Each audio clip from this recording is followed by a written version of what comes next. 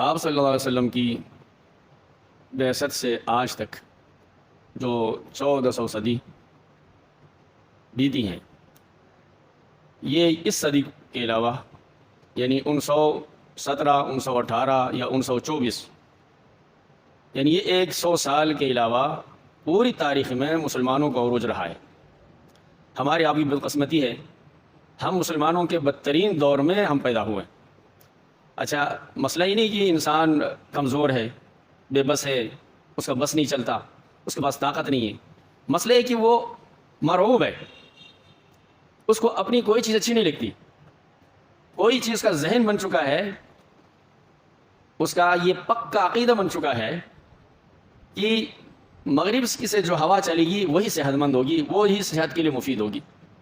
ذہنی طور پر غلامی، وہاں کا جو کلچر ہے، جو تہذیب ہے، اب اندازہ لگائیں مسلمانوں کی جو بہترین طریقہ ہے، حدیث میں آیا کہ اکرم الخصم، کھانے کی عزت کرو۔ مسلمانوں کا طریقہ یہ ہے، سنت طریقہ یہ ہے کہ پہلے بیٹھو پھر کھانا لگے گا۔ آپ کھانے کا انتظار کرو، کھانا تمہارا انتظار نہیں کرے، کیوں؟ تمہاری ضرورت ہے، تم اس کی ضرورت نہیں ہو، تمہاری زندگی کی لازمی ضرورت ہے وہ۔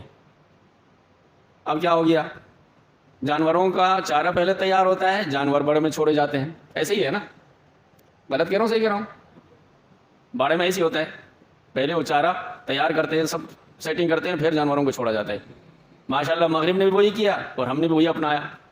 اب شادی حال میں دیکھتے ہیں جب کھانا کھلتا ہے، ساری شرافت انسان گھر میں لپیٹ کے گھر میں رکھا جاتا ہے، وہ کھانے پہ ایسا ٹوٹ پڑتا ہے کہ گویا کی زندگی میں پہلی مرتبہ کو کھانا مل رہا ہے۔ ایسے ہی یا نہیں؟ وہی آدمی کھانے کے بعد بڑا شریف بن جاتا ہے، سمجھ میں نا؟ یعنی یہ وہ پستی ہے۔ وہ بمبئی کے وکیلوں نے کورٹ میں ایک رٹ دائر کر دی کہ بھائی ہمیں اس کوٹ سے، کالے کوٹ سے ہماری جان چھڑا دو، جون جولائی کی ممبئی کی گرمی میں ہم یہ کوٹ پہن نہیں سکتے۔ یہ اصل میں ویسٹرن ورلڈ کے جو سردی ہے اس کے حساب سے اس کو ڈیزائن کیا گیا ہے، سردی سے بچانے کے لیے، سمجھ میں نا؟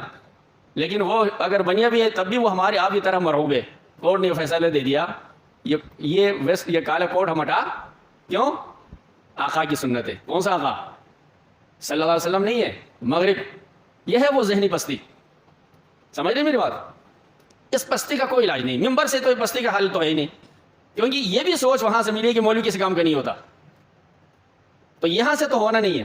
اب یہ گراؤنڈ ریالٹیز جو آپ کو دیکھنے پڑ رہی ہے نا مغزہ میں، اب یہ نوجوان جتنے آج پہلے مرتبہ آئے ہیں یہاں نظر آ رہے ہیں، ان کو میری بات سے تو کچھ اثر نہیں پڑا، کسی عالم کے بلانے پہ سب نے بتا دیا کہ پہلی اذان کے بعد ہر چیز حرام ہے، دنیا کا ہر کام حرام ہے۔ اب یہاں دیکھیں گے 10 12 15 سال مجھے ہو گیا کہ آج تک وہ حرام کام کرتے ہیں، اور یہ اللہ نے بھی سب سکھا دیا کہ تم میری بات کو توڑ کر اگر تم دنیا کمانا چاہو، میں اس دنیا کو تمہاری حرام کر دوں گا، ہو ہی نہیں سکتا۔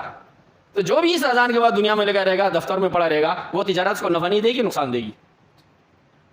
تم یہ سمجھتے ہو میری کائنات میں میرے رزق کو تم میرے حکم توڑ کر حاصل کر سکتے ہو؟ تم دنیا کے اتنے حریص ہو؟ تو اللہ تعالیٰ اس طریقے سے سمجھاتا ہے، تو ہم سمجھا نہیں سکے کیونکہ ہمارے اوپر ٹھپا پڑا ہے کہ مولوی کو کچھ پتہ نہیں ہوتا، مولوی ڈینی مسجد میں رہتا ہے، مولوی کا کام ہے فتنہ پھیلانا، سمجھنا۔ پھر ذہن بن گیا کہ بھائی دنیا اتنے آگے نکل گئے، مولوی پیچھے رہ گیا۔ بھائی دنیا کے آگے نکل گئی، دنیا کا مقابلہ کرنے کے لیے تو تم تھے نا، میں مولوی تو نہیں تھا۔ بوب نے تو مغرب کو وہاں تک نہیں پہنچایا نا، گرجا گھر نے تو نہیں پہنچایا، مندر نے نہیں پہنچایا، سمجھے نا، کنیسا نے نہیں پہنچایا، کس نے پہنچایا؟ سائنسدانوں نے بھی پہنچایا، حکومت نے پہنچایا، حکومتی مشینریوں نے پہنچایا۔ وہ تو تمہارے پاس ہیں، کیوں نہیں پہنچے؟ اس کو بھی لا کے مذہب کی وجہ سے پیچھے رہ گئے۔ بھائی تم جتنے لوگ ہو، تم میں سے ایک آدمی مذہبی نہیں ہے؟ جن کے پاس ریاست کی مشینری ہے، تم میں سے ایک بھی مذہبی نہیں۔ مذہبی ہوتے آج تم نے کچھ تو کر رہے چکے ہوتے۔ تم اگر مذہبی ہوتے تم کیا ناچ گانا کرتے پاکستان میں؟ بتائیں، جس دل میں ادنا درجہ کا اسلام ہوگا تمہارے نام لے۔ اچھا مسلمانوں کو چھوڑ دو، اگر یہ عیسائیوں کے بچے ایسے کٹ مر رہے ہوتے، یہودیوں کے بچے ایسے کٹ مر رہے ہوتے، ہندوؤں کے بچے بھی کٹ مر رہے ہوتے، جس کے اندر انسانیت ہوتی، لقمہ اس کو حرام ہوتا۔ یہ مسلمان کی بات نہیں کر رہے، انسانیت کی بات کر رہے ہیں۔ یا اگر کتے بلی کے بچے بھی ایسے مر رہے ہوتے، تو جس کے اندر ذرا انسانیت ہوتی تو اس کا تو 4 لقمے کم ہو جاتے، نیند اس کی اڑ جاتی، زندگی اس کے لیے تنگ ہو جاتی۔ اور یہاں آپ کو پاکستان میں دیکھو، ڈانس پارٹیاں ہو رہی ہیں، کنسرٹ ہو رہا ہے، اور یہ ہو رہا ہے۔ اب یہ وہ طبقہ ہے، آپ یہ جتنی 3 بڑی پارٹیاں ہیں، دیکھیں ان کا نام و نشان بھی نہیں ہے، ان کا نام و نشان بھی نہیں، کسی نے غزہ کا نام لیا غلطی سے، ان کو پتہ ہے پروانہ کہاں سے آتا ہے۔ تو آپ کے ملک کا مسئلہ کیا ہے، سمجھ رہے ہیں نا، اس ملک کا مسئلہ کیا ہے؟ اہل اسلام پر سب سے اسلام کو جو نقصان پہنچایا نا برطانیہ نے پہنچایا۔ اس وقت یہ 1.5 انچ عرب ریاستیں ہیں، ان کو اس طرح کرنے والا کون ہے؟ آپ میں سے کسی نے لارنس آف عربیہ کی ہسٹری پڑھی ہے؟ کسی نے پڑھی ہے؟ کس نے پڑھی ہے؟ ذرا ہاتھ کھڑا کرو، 1-2 آدمی۔